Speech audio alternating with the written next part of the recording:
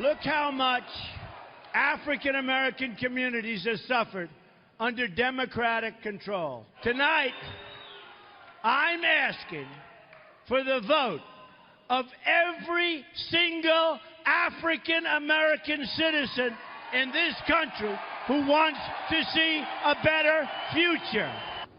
Well, Donald Trump, they're making his case to African-American and Hispanic voters, arguing that the Democrats have abandoned them. And here to weigh in, Republican strategist Philip Stutz and Democratic strategist Evangeline Gomez. Thank you both for joining us so early this morning. Good morning.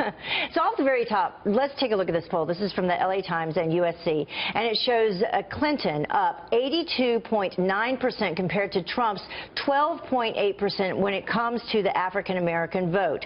So, Philip, I'll start with you. Is it possible for Donald Trump to change those numbers, and what does he need to do in order to do that? Well, I think you've seen the beginning of it, which is reaching out. Listen, there's no way you're going to start out and take the African-American vote by one speech, and the African-American community knows that. I think he's trying to build a coalition to get his numbers up in the African-American community and the Hispanic community so he can build a coalition in key states in order to compete with Hillary Clinton right now. And so the bottom line, the key is try to get those numbers up just a little bit more than what they have right now. Well, Evangeline, this is not just a Donald Trump thing. I mean, you look at some of our exit polling from the past 2 cycles in terms of how Democrats and Republicans have done with the African-American vote. I mean, it really is not even close. You look at this 2008, 95% of black voters went with President Obama. 2012, 93% voted for President Barack Obama.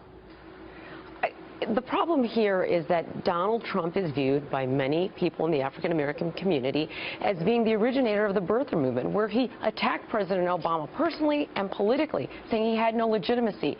Number 2, do we remember the days of the Central Park Five? These were Hispanic and black youths who were exonerated, found innocent, and yet he was calling that the death penalty be imposed on them. He took out an ad in a major newspaper in New York City. And then once the city reached a settlement with them, he said it was ridiculous and it was a disgrace. Well, that These settlement was serious issues in the African-American community, and this is something that has been reflected in the polls. One recent poll has him at 1%, Wall Street Journal poll, and a prior poll had him at 0% support among African Americans. Wow. I don't think the overtures he's making now are going to make any type of significant. Philip, go ahead. Well, listen, I mean, right now, 4 years ago, 8 years ago, McCain and Romney were polling at about 5% of the African-American vote. If you look at a combination of different polls right now, Trump is around 3. And so he needs to get 2, 3 more points in key states and build another coalition of white Democrats, turning out new voters, turning out between 25, 27% of the Hispanic vote. Right now he's at 20%. That's the makeup of what he's got to do to get elected. And Evangeline, what about, I mean, respond to that in terms of the economic numbers of the African-American community. I mean, that's what Donald Trump is out there right now trying to speak to. And, you know, as Philip said, what, 4 in 10 African-Americans live in poverty. 58% of African-American youth don't have jobs right now. And what plans has Donald Trump proposed to alleviate these situations? I have not heard any at this point. If he's going to create some, that's fine, but at this point, there is no trust for the candidate Donald Trump. The comments he's made against Hispanics, immigrants, and Muslims leave African Americans thinking, hey, what's that famous Martin Niemöller poem? I mean, that's exactly the situation you have right now, and I just don't see any significant numbers coming out of whatever. Well, we are beginning to see a change in tone. And I think Donald Trump, of tone. Well, and Donald Trump's campaign manager, she spoke yesterday. She said that he had the best week yet last week. Take a listen to what she had to say. This was the best week, I think, so far in the Trump campaign, mostly because he's able to be himself, the authentic Donald Trump. He has said that he regrets causing personal pain to those who feel it based on things that he has said. I do believe that this is what people appreciate. Philip, what, less than 80 days now, but in politics, really anything can happen in that amount of time. Can he make a comeback in the polls where it really counts in the swing states? Yeah, Abby, that's a really great point. Anything can happen. Listen, think about this. North Carolina starts mailing ballots in 3 weeks. Florida votes before Halloween. We're not just looking at 85 days. We're looking at sometimes a lot less than that, where the vote is actually going to start happening. It's coming, guys. And so the reset's great. you know, I don't think he's in Hail Mary zone. I think he's throwing a 30-yard pass down the field right now. But listen, the 4 critical states, North Carolina, Ohio, Florida, and Pennsylvania. Pennsylvania is kind of out of reach right now. So he's got to find another group of states that make up for those electoral votes. You could find that in Nevada, in New Hampshire, in Iowa, and possibly Virginia. But the numbers on the electoral count look tough right now, and he's got to have a major reset. And then if there's an October surprise, which there very well could be, that would be the key difference. There has been an October surprise before. We've seen that happen. Good point, Heather. Thank you both for joining us. Philip, we appreciate it. Evangeline as well. Thank you. Thanks, you guys. GOP nominee heading to Ohio today as his campaign praises his, quote, best week yet.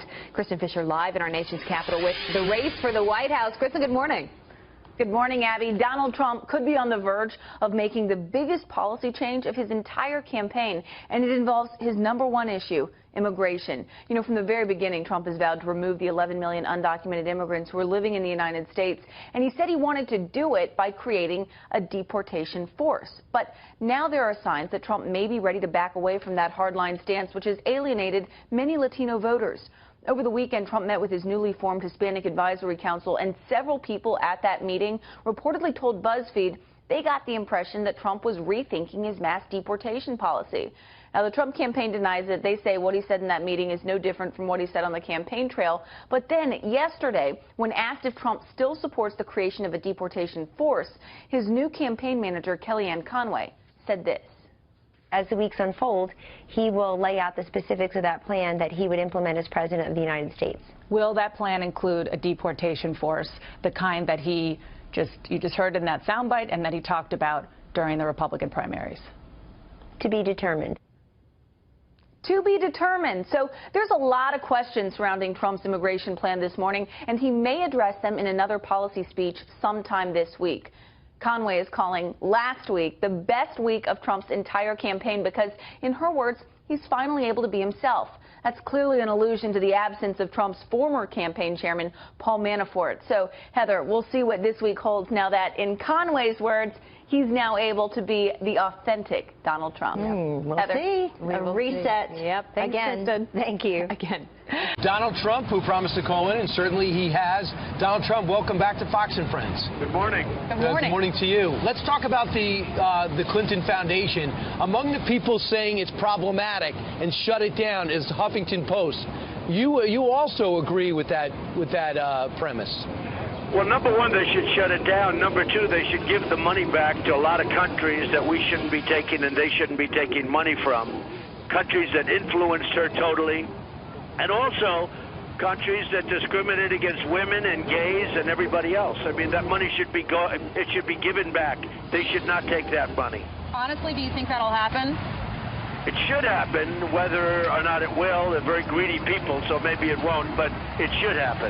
I see that your campaign just sent out a statement a few minutes ago regarding this, and you write, it is now clear the Clinton Foundation is the most corrupt enterprise in political history. You know, there are a lot of people who are not up to speed on what the Clinton Foundation's been doing that you feel is illegal. Well, I think it's been really well documented in the book, and the book has been absolutely approved by so many people. You've had accounting firms going in there. You've had so many people going in, and it's pay for play. I mean, if you look at it, it's pay for play. So many things happen. Money is paid, and then all of a sudden, lots of good things paying the money. Very, very bad situation. So you say shut it down. Oh, I say shut it down. It's interesting because the campaign was asked yesterday, hey, why don't you just shut it down now rather than wait until we find out whether or not she's elected president of the United States? And the spokesperson couldn't really answer that. Yeah, I don't know why we don't shut it down. They said, he didn't say that, but clearly that's the message. Look, these are very greedy people. These are people that have skirted the law for a long time. Hard to believe that, you know, somebody like this has a good chance and a, fairly good chance of being president. Although, if you look at the most recent polls, I think things are turning. I think they're turning rather rapidly. But it's hard to believe that she could even be running. To be honest with you, with the emails and the crimes she committed, she shouldn't even be allowed to run for president. Mr. Trump, let's talk about her email scandal, because she totally threw Colin Powell under the bus. She was meeting with the FBI, and she said that Colin Powell told her to use her personal email server. So she's blaming it all on him. He was in the Hamptons over the weekend, was asked about it, and he said that is a total lie. He said she was using that email for 1 year before he told her that he had been doing the same thing. Yeah, well, look, she's a liar. I mean, she lies. She lied about the email. She lied about Colin Powell. I saw that. He was not happy. And the whole thing is a scam with them. Everything is a scam, like grifters. Paul Sperry had a column over the weekend about Huma Abedin and her mom. Evidently, they had a Journal of Muslim Minority Affairs going. It's a journal. She had a title with the journal. She wrote for this journal, and you know what? Basically, their message is as anti-woman as you can get. You understand? They were talking about how it's better for a woman to be subservient to a man. It goes on and on and on. And today, the Clinton camp answered and said her name was just on there. She didn't really do anything. She had no formal role, as the exact quote, of the Radical Muslim Journal. And her mom's the editor, is that right, Brian? Yeah. Well, you know, it's interesting because, of course, that's terrible and it shouldn't happen, and it's a lie. It's another lie that they tell. But what about the fact that Huma Abedin, who knows every single thing about Hillary Clinton, she knows more about Hillary than Hillary knows, and she's married to a pervert sleaze named Anthony Weiner, who will send anything that he has out over Twitter or any other form of getting it out. I mean, she's married to Anthony Weiner. She knows everything that Hillary Clinton is doing, and she's married to a guy that has no control over himself. Of course, if this was a story that involved somebody with the last name of Trump, it would be a big story in the mainstream media, but because it's on the political left, not so much, right? If this were Trump, it would be so big, you would call up and you would say, I'm so sorry for you. Isn't that sad? All right, let's talk a little bit about your weekend. You had a meeting at Trump Towers with a number of Hispanic leaders, and then BuzzFeed, the next hour or two, had a headline, "In reversal, Trump indicates to Hispanic leaders openness to legalization for immigrants." Have you changed your mind? Are you now open to leaving the 11 million or so illegals in this country right now here, or what's going on? Let me tell you that these were great people. These are highly respected people within the community. Unbelievable people. Just to tell you about BuzzFeed, they guaranteed that I wasn't going to run. And the writer that wrote the article said he will take a year's salary off if I run. And I ran. So, you know, BuzzFeed, they're about as accurate on this. But I will tell you, we're dealing with people. We have to be very firm. We have to be very, very strong when people come in illegally. We have a lot of people that want to come in through the legal process. It's not fair for them. And we're working with a lot of people in the Hispanic community to try and come up with an answer. So you're not flip-flopping? No, I'm not flip-flopping. We want to come up with a really fair but firm answer. It has to be very firm. But we want to come up with something fair. The New York Times did a story Sunday saying that your companies, they looked at 30 Trump properties, have $650 million in debt. What's your reaction? Well, the value, if the value is $11 billion, it's a very small amount of debt. I have very little debt relative to the assets. I have massive assets. In fact, I guess they said the two assets they were talking about were, they went out and did an appraisal. I think they said $3.7 billion. That's put down in a little line. Compared to my assets, I think I have less than 5% or so in debt, which is a very low debt. Now, the smart people that read that story thought it was a good story. Some people didn't understand the story. But when you get to $300 million or $600 million, but you have massive buildings and big assets, that's a very small amount of money. I have very little debt. All right. Mr. Trump, thanks for joining us. I know you're heading to Austin tomorrow for another town hall, and I will be there with you. So thanks for that interview and for joining us this morning. That's great. Appreciate it. See you tomorrow. Thank you. It's been a rough couple of weeks for the Trump campaign. It has some of the pundits predicting Donald's demise. Well, Team Trump saying no, all is well on their end, and they claim Hillary Clinton has some major house cleaning to do. Senior national correspondent John Roberts is live outside of Trump Tower here in New York City, where we expect a major announcement from Mr. Trump about the Clinton Foundation. Good morning, John. Eric and Martha, good morning to you. Yes, Donald Trump is planning to unload today, and he's already begun it on Hillary Clinton over the Clinton Foundation, calling it, quote, the most corrupt enterprise in political history, saying that it should be immediately shut down. Not likely, though, that Hillary Clinton is going to take the hint from Donald Trump. Expect that he'll say more about that later on today when he appears for a big rally in Akron, Ohio.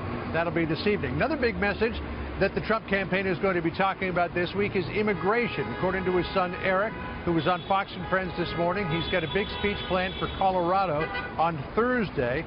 We're getting some indications that Donald Trump may be dialing back just a little bit on his call to deport all 11 million or so people who are in this country illegally. He talked about a deportation force. His campaign manager, Kellyanne Conway, saying yesterday, well, the status of that deportation force is, quote, to be determined. But just a few minutes ago on Fox and Friends, despite the fact that Democrats are saying it is, Donald Trump says he is not flip-flopping on immigration. Listen to this. We have to be very firm. We have to be very, very strong when people come in illegally. We have a lot of people that want to come in through the legal process. It's not fair for them.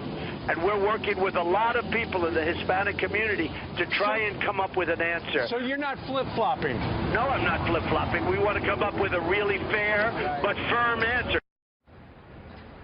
Now, all of this came out of a Saturday meeting with his Hispanic Advisory Board. Donald Trump is bringing them on board to try to figure out ways to, A, get an outreach to the Hispanic community, and B, formulate his immigration policy, which we likely won't hear about for at least a couple of more days. And who knows, Eric, what level of detail we will get from Donald Trump on this on Thursday during that big speech, but likely a little more than we've gotten in the past. Eric? Yeah, he'll be speaking in Colorado. Meanwhile, John, how is this new so-called version of Donald Trump going over?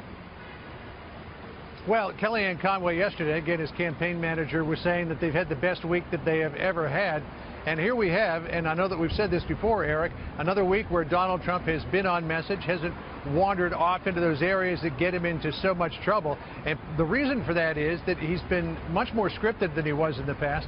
He's delivering prepared remarks at these rallies, though he's ad-libbing around them, using a teleprompter, which so far has kept them from going into those areas that often step on his message and get him in trouble. The Republican National Committee Chairman Reince Priebus, for one, is very happy about what he sees. Listen to what he said. He's had a great week. I think he's been on message. He's shown maturity as a candidate. I think that he's getting into a groove. I think he's done great, and I think what you're going to see is these polls will begin to tighten in the next couple of weeks, and by Labor Day or thereafter, I think you're going to be back to an even race if we continue down this path. And at least one poll is reflecting what Chairman Priebus is talking about there. The USC LA Times Dornsife Daily Tracking Poll has Donald Trump up over Hillary Clinton by about 1 point now, 44.6% to 43.5%. Now, that poll changes a lot, so we'll see where it goes. But they like what they see at the moment. And I'm also hearing from folks inside the campaign that this change, Eric, in tone, has been met with a similar increase in fundraising. So likely that they'll continue with this formula, at least for the foreseeable future. Yeah, a lot of breaking news on the Trump front today, and we have it all here at America's Newsroom. John, thank you. All right, so tell us about your Thursday, Friday, Saturday. I went to Indiana on Thursday, got off the plane, and then my phone was blowing up with people with his camp saying, you're here to interview Pence. We appreciate that, but he's going to Baton Rouge, so the interview is going to be postponed. So we stayed in Indiana. We interviewed him on Saturday. Yeah, it actually was great because we got to talk to him about his experience in Baton Rouge. So it ended up working out beautifully for everyone. So where were you, in the house? In the governor's mansion. Although I learned it's not a mansion, it's called the residence. They call it the residence. So let's take a look at some of what we got with him. So, Governor, you're just back from Baton Rouge. How was it? It was heartbreaking to see the devastation that the flooding that's impacted that community has had, but it was so inspiring to see the determination and the resilience of those families, and also to see the way people are coming alongside, volunteering time, and really helping people put their lives back together. President Obama just announced that he is going to be paying a visit to that area this week. What's your reaction? The fact that Hillary Clinton hasn't gone there, President Obama hasn't. They've spent the weekend in Martha's Vineyard. Well, I think Donald Trump made it clear yesterday that we were there to help. People can make their own judgments about about other leaders. I'm frankly glad the president is going next week. This may well be the worst natural disaster since Hurricane Sandy, but it hasn't seemed to get the level of attention that it deserves. The enormity of this is evident when you are on the ground there. Lots has changed over the last few days within the campaign. Paul Manafort resigning. What was your reaction? Well, I think Paul Manafort did a great job during the primaries and also during the convention, and we all appreciate his service. Why did he resign? I think Paul didn't want to be a distraction going forward. We've got a little more than 80 days left in this campaign. We saw a couple of great new additions to the campaign.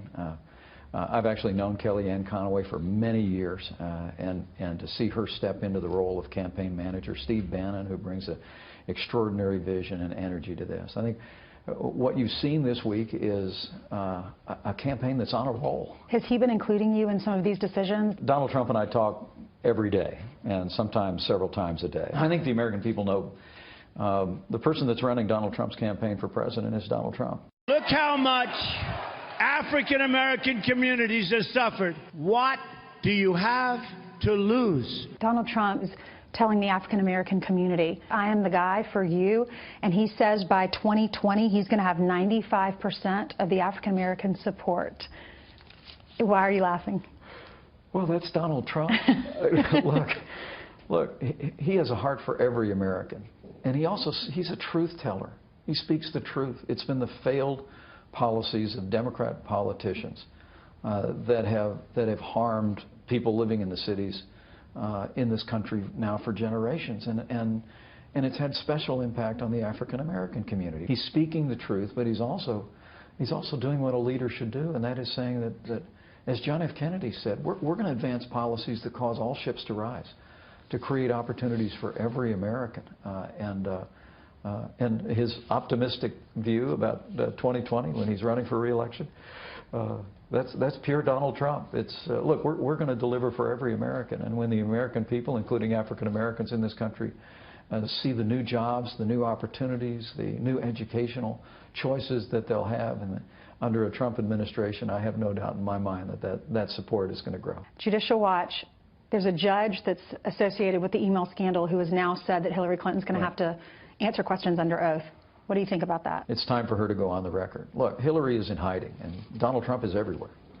I mean, I think she's gone more than 250 days without a press conference, and you know, it's time for her to step forward and begin to answer these questions, and not just these questions, but questions about the Clinton Foundation. I mean, now we hear that the Clintons are going to stop fundraising for the Clinton Foundation if she's elected president, presumably because that would be a conflict of interest. Well, I think the American people wonder why wasn't it a conflict of interest when she was Secretary of State, the third-ranking constitutional officer in charge of our foreign policy.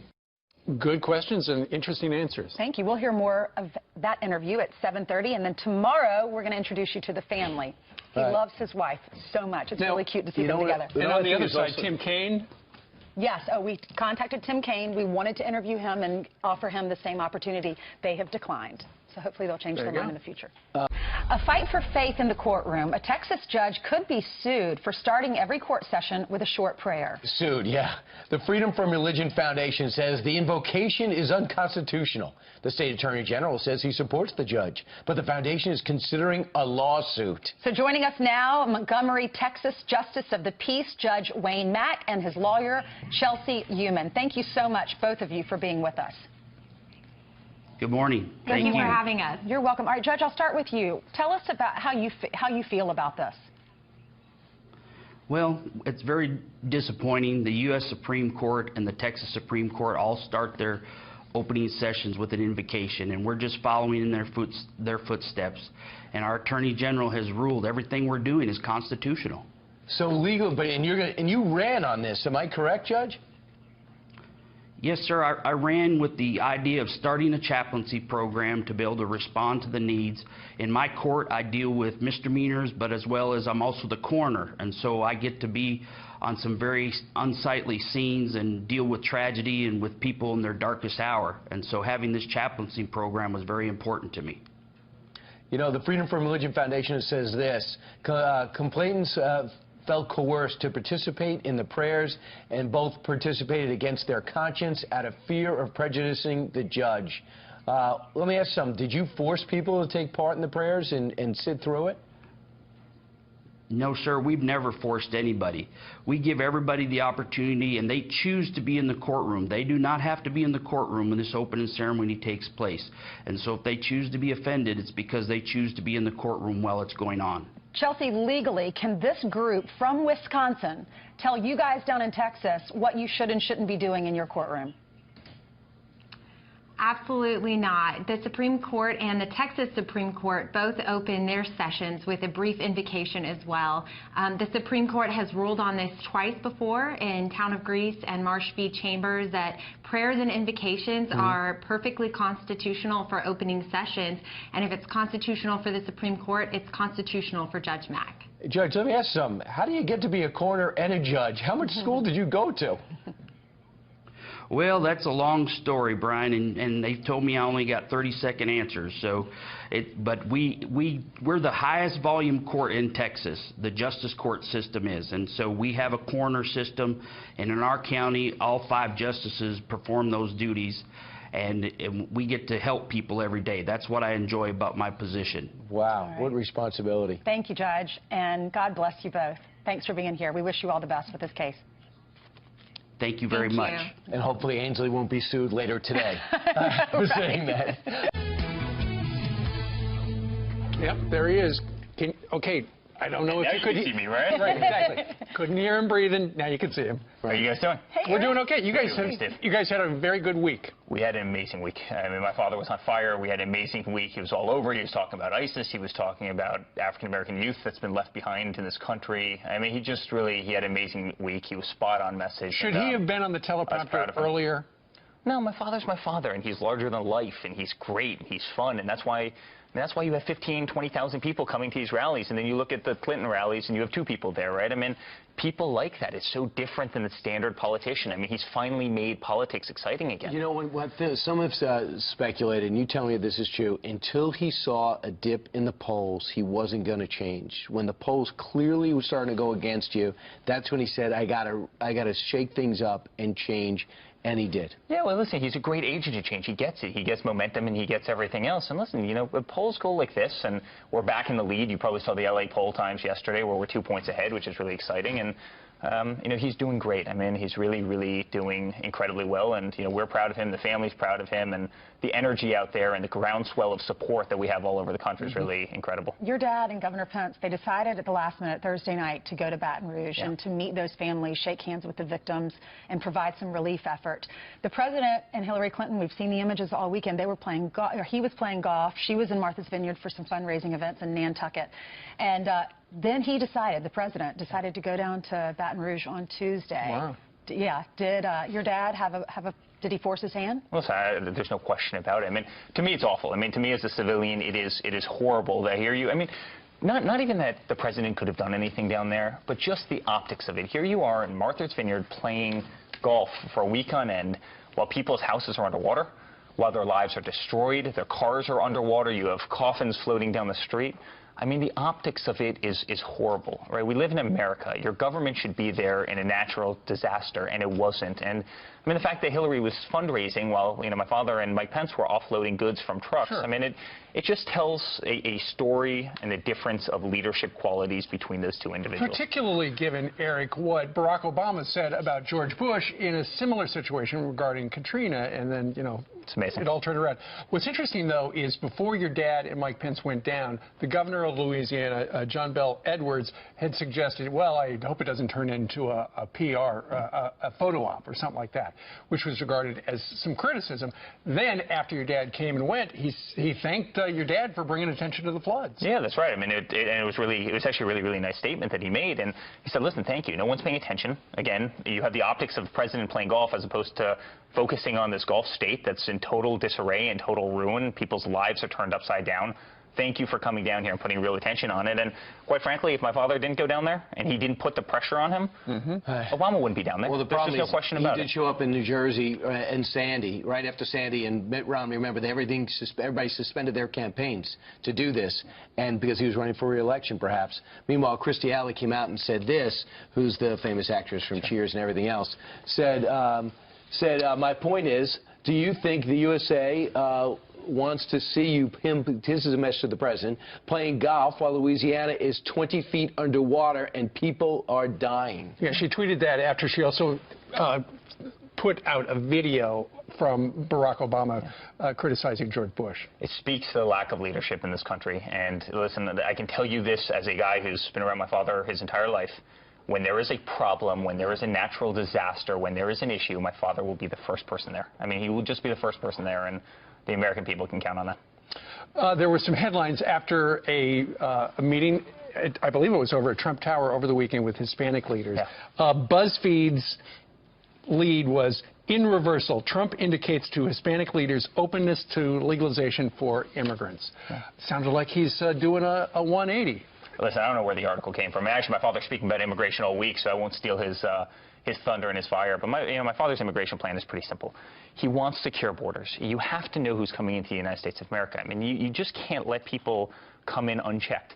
We have 100 million people in this country that are out of the workforce, right? I mean, we have manufacturing jobs in this country have gone down 1/3 since 2000. We're losing jobs across the board, yet people are walking in unchecked, and we don't know who they are. And they so can secure be the border, but what about the illegals in the country right now? Yeah. You know, your dad had talked about a deportation force in the last year. Now that's to be determined. And listen, he's going to be speaking a lot about that this week, so I'll leave it to him. But my father wants a safe country, and he also wants Americans to have jobs. I mean, they should come first. You were born in this country. You were born here legally. You're here legally, right? I mean, wages have been stagnant for the last 15 years, and it's because you have, Syrian refugees coming in. It's because you have, thousands of people coming over the border. I mean, and Americans are suffering because of it, and that's his point. So he's speaking to Hispanic leaders and Latino leaders, and he's having really amazing conversations. He's also speaking to law enforcement. He's speaking to Border Patrol, and, he's going to formulate a really, really great plan that's humane and ethical and that treats everybody well.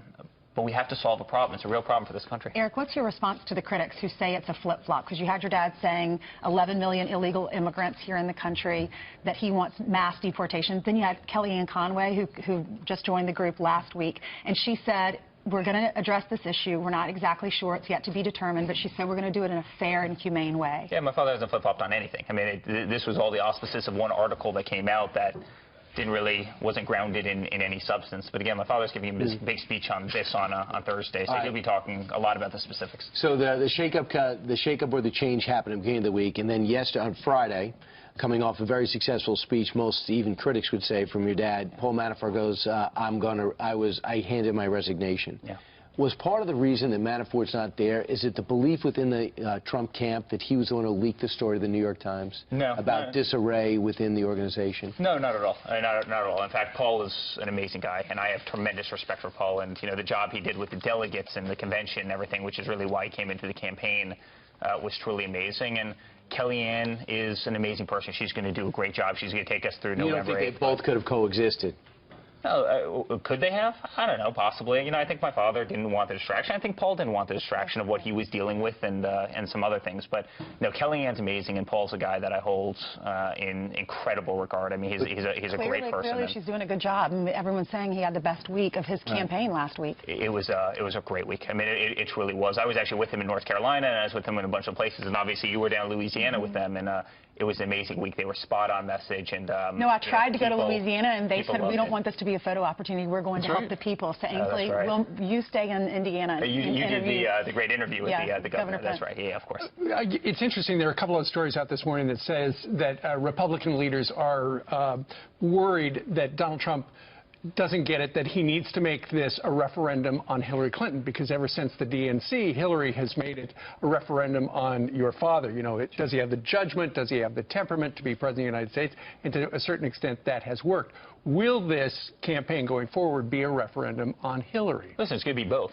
But I find it interesting. My father, the last several weeks, the only thing he's been speaking about is specific issues, whether it be ISIS, whether it be exactly how to defeat them, whether it be how to revive these inner cities.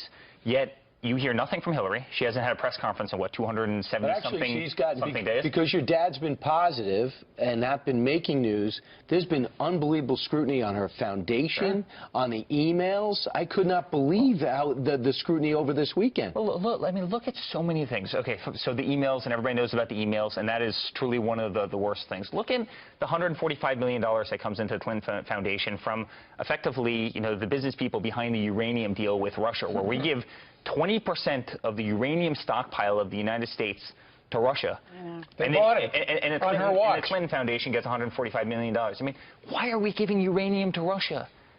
American uranium, I mean, dug out of the United States. It is absolutely insane. I mean, just the levels of corruption and the Benghazi and the emails. And, I mean, you can go down the list. But, I mean, here's the Secretary of State between 2007 and 2014 made $141 million. She's supposed to be representing the interests of the United States of America. She made $141 million. While people were dying in Benghazi, you know, she's out giving speech. I mean, it's unbelievable. It is truly unbelievable. And supplying bomb-making material to another country. There you go. All right. Eric, we know you've got a really busy week. Thank you very much for dropping by. Thanks, Eric. Great to see you. Nice to see you. Brian, thank you. Over the weekend, I got a chance to go to Indiana and sit down with VP nominee Mike Pence. Here's what he had to say about being on the trail with Donald Trump.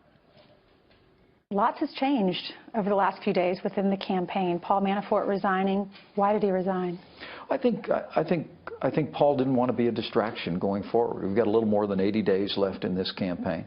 We saw a couple of great new additions. Has he been including you in some of these decisions? Donald Trump and I talk every day, and sometimes several times a day. I think the American people know the person that's running Donald Trump's campaign for president is Donald Trump. Last week in Charlotte, he said that he regrets some of the comments that he made. He's really been sticking to the teleprompter. Why do you think he is changing, and is he sincere?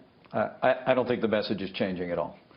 I think people are just getting to know Donald Trump better. I know you have said that you regretted some of the negative ads in the past. What do you make of Donald Trump with this latest, with his only negative ad? In Hillary Clinton's America, the system stays rigged against Americans. Look, elections are about choices, and making sure the American people know the choice that we face in this election. And the failed leadership that Barack Obama and Hillary Clinton have brought to the national stage, what the consequences of that have been for the country, is going to be very, very important as we continue to go forward. Judicial Watch, there's a judge that's associated with the email scandal who has now said that Hillary Clinton's going to have to answer questions under oath. What do you think about that? It's time for her to go on the record. Look, Hillary is in hiding, and Donald Trump is everywhere. I mean, I think she's gone more than 250 days without a press conference. And you know, it's time for her to step forward and begin to answer these questions. So, Governor, you're just back from Baton Rouge. How was it? It was heartbreaking to see the devastation that the flooding that's impacted that community has had, but it was so inspiring to see the determination and the resilience of those families. What was most humbling to us was to see the way that volunteers were showing up, particularly from the faith community. People pouring their lives, their resources, their hearts into total strangers. We were driving through a neighborhood at one point, and Donald Trump made the decision to get out of the car on unscheduled stop. We walked onto a driveway. We met the family where almost all of their earthly possessions were piled in the front yard. And they were starting to piece their life back together. But we not only met that family, but we also met a family that had just arrived in from Tennessee to help them put their lives back together. And to see total strangers coming alongside hurting families and hurting Americans, it's very humbling. It was humbling for both of us, and just such a reminder of what a great country this is. A lot of people say you're very relatable. You have movie night, you have pizza night. It was just released that you have student loan debt anywhere between $95,000 and $280,000. So you're so relatable. You know, a lot of people can't relate to Donald Trump because he's a billionaire. They like some of the things that he says, and they can relate to some of his messaging. But as far as just real life experience, people like that about you. Do you feel like you're extremely relatable to the American people? Well, I mean, what you see is what you get with the Pences. We're pretty typical Indiana family, although we've been very blessed. We've been very blessed to be able to serve in public office, representing my hometown in Washington, D.C., and And the great privilege of being governor of the state of Indiana is very humbling to me. You know, we've made the decisions that other families have made. But raising 3 kids, putting our kids through college, and making the sacrifices that are necessary to do that. Governor and father. Yeah, seems like a great dad. Loves his wife so much. We're going to show you that side of the interview tomorrow because we heard some great stories, what they're like as a family, their traditions. There were some tears that were shed, too, because they were talking about his dad and how meaningful his relationship was with his dad and how great of a wife she is, which brought her to tears. Right. I just can't believe the student loan deal. Well, how many years did he go to school? No, for all 3 of his kids. Oh, Those I thought for him. loans for his kids. Yeah, Wow. yeah. We did reach out to Tim Kaine. We wanted to do the same thing with him. Sure. Make it fair and balanced, and they declined our interview. So hopefully they'll Well, change after their they mind. watch that, they'll probably say, Maybe hey, they'll that change looked their good. mind. Yeah. All right.